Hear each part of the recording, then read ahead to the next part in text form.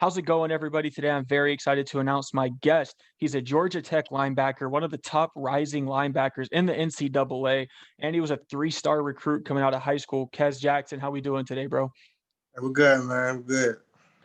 Good, good. So tell us a little bit about your hometown of Fort Valley, Georgia, and what makes it so unique. It's pretty much a small town, one of those towns where everybody know everybody, all like a lot of cousins, everybody, we all grew up with each other through rec league and all that. So it's kind of like the chemistry because, you've been playing with a group of, like a certain group for so long, y'all just, got that chemistry and we were just always good in football. It's kind of like a big tradition down there. So. Yeah, cool. So tell us a little bit about your recruiting process out of high school and how you ended up at Georgia Tech. Um, I didn't really like start blowing up for real until probably about my junior year. And then, I kept getting offers from here and there, but I always wanted to go to Georgia, but Georgia never gave me a scholarship offer. So, it was what it was, but I fell in love with Tech during the process. And ultimately, I just wanted to stay home. So that ended up being my decision.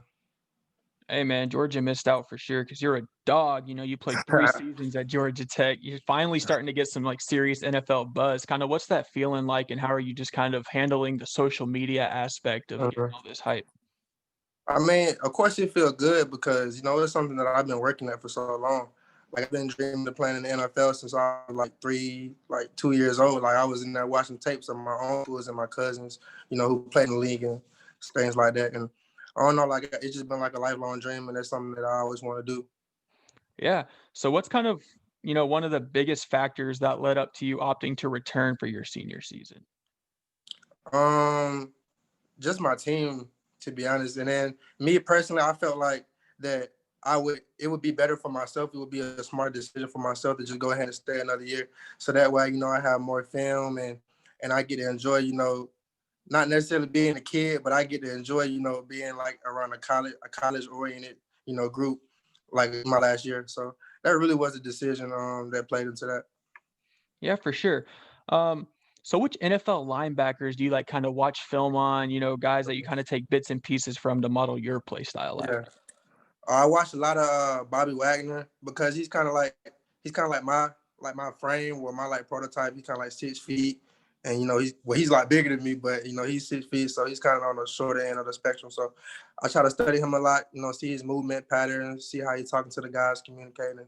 I really watched a lot of Bobby Wagner, and my favorite right now is like he's kind of an upcoming guy, but his name is Dre Greenlaw. He played with San Francisco. I know Fred Warner get out of buzz and everything, which he rightfully deserves. But I don't know. I like Dre Greenlaw because he reminds me a lot of myself. Yeah, man, for sure. And it's always those like second linebackers that usually are like Mm-hmm. the actual, like dogs on the field. The Mm-hmm. other ones, Yeah, the main guy, be getting all the love. Um, yeah. so if you weren't playing football, what do you think you'd be doing? If I wasn't playing football, mm, I'd probably be like coaching somewhere. I'd be like an intern coaching somewhere, like just trying to hop on somewhere where I can lead a group of young guys to make better their lives or something like that. Yeah, so you Something think, like something with football. I just always got to be around the game, man. yeah, so you think after like long after, your football career is over, you think, coaching's definitely up that avenue then? Oh, for sure, 100%. That's dope. It's always cool to see guys like want to give back to the game. Yeah, yeah. So kind of what do you feel like is your biggest strength to your team? Mm, I feel like just being the energy bug, like just making like a play, just setting the tone so guys can feed off your energy, so you can rally somebody, like just motivate somebody, just want to go make a play, like just being that energy bug, just wreaking havoc. Yeah, for sure. Um, so who's the best player you've ever played with? Like we're talking like all time, and then who's the best you've ever played against? Like you could take it back to like your little gritter days, like Yeah, anything, bro. Shout out a few guys if you man. have a couple. The best player I played with, it was my best friend, well, one of my best friends that go to Georgia, Kier Jackson. But I mean, you can still say that. But Jameer Gibbs, like the guy who's at Georgia Tech now, the freshman, that's probably the best person I ever seen with the ball in their hands. Like all my years of playing football, and I only seen some dogs, but that boy different. So I probably put Jameer up to the top, who I played with and played against. Definitely Trevor Lawrence. Yeah, Definitely that's what's 100%. up. It ain't even close. Yeah, I saw you got a sack on him too. How'd that feel? Hey, that's you know, Something slight. it's some slight, some slight. Hey, that looks good, bro. You just sacked the number one pick in the NFL draft, bro. I mean, it's gonna That happen.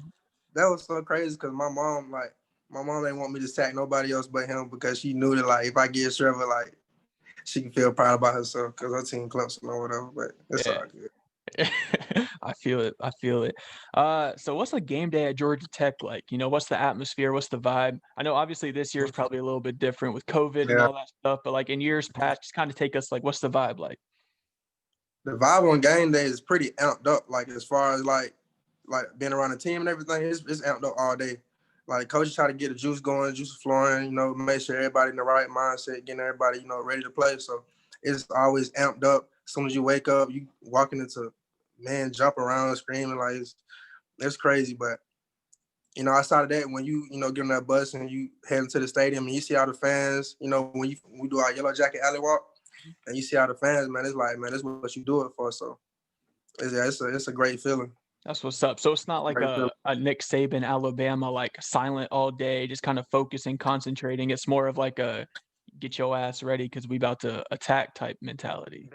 Yeah, That's what's in a up. nutshell. No, Uh, for real. That's what's up. That's what's up. So one last question for you, bro. You got any advice for those young kids out there chasing their D1 and NFL dreams? Mhm. I say, always keep the goal. Always keep the goal first and goal in the back of your head. But at the same time, the more and more you actually take the time out to study the game and work and learn the dependency part of the game, the Mhm. better you'll be, and then everything gonna turn out for it. So that's something that I had to learn. And that's something I'm still learning, but that's ultimately the factor that's going to determine greatness or just a good football player. Yeah, for sure. Quez Jackson, everybody. Thanks for hopping on the show today, man. Got a big senior season coming up. For And sure, then, you're gonna get that name called or earlier rather than later for sure though. for sure, man, for So, sure. Let's hope for the best. yeah, for sure. I'm gonna link everything down below, all his socials. Make sure y'all follow my boy.